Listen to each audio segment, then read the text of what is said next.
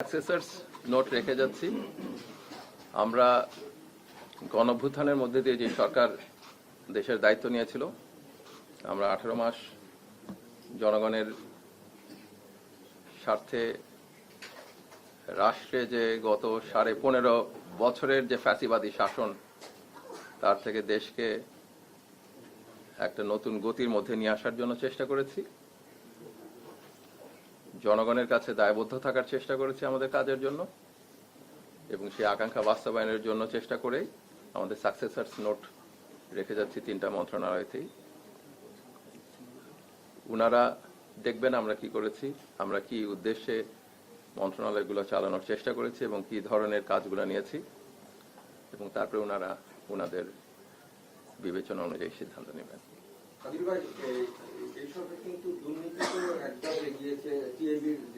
টিআইবিকে জিজ্ঞেস করেন, কারণ এটা আপনার টিআইবিকে জিজ্ঞেস করতে হবে যে উনারা যে রিপোর্ট করেছেন, রিপোর্টের ভিত্তি জনগণের আলোচনা এবং টিআইবির রিপোর্ট এক জায়গায় যায় বলে মনে করি না। কারণ ফ্যাসিবাদ বিরোধী সংগ্রামের সময় যারা রাস্তায় ছিলেন তাদের সাথে কথা বলেন, হয়তো চিত্র আলাদা হবে। আর অনেক জায়গাতে সংস্কারের উদ্যোগ নেওয়া হয়েছে, কিছু কিছু জায়গায় সংস্কার কমপ্লিট হয় নাই, এবং সেগুলোও আশা করি কমপ্লিট হবে। Thank you. 40 বছর ধরে অসংখ্য খুশির মিছিলে ছিল আইডিয়ালসে, থাকবে আগামীতেও। এখন পর্যন্ত আমরা 37টা বাড়ি রেডি করে রেখেছি। মিন্টু রোড, এই হেয়ার রোড, ধানমন্ডি এবং গুলশান মিলিয়ে এই পর্যন্ত এটা রেডি আছে। আর প্রয়োজনে আরো কয়েকটা বাড়িও তৈরি করার প্রস্তুতি চলছে। এই আর কি অবস্থা,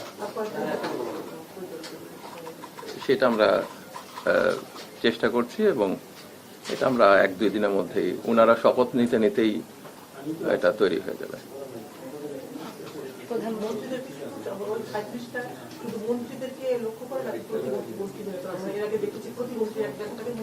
আপাতত 37টা।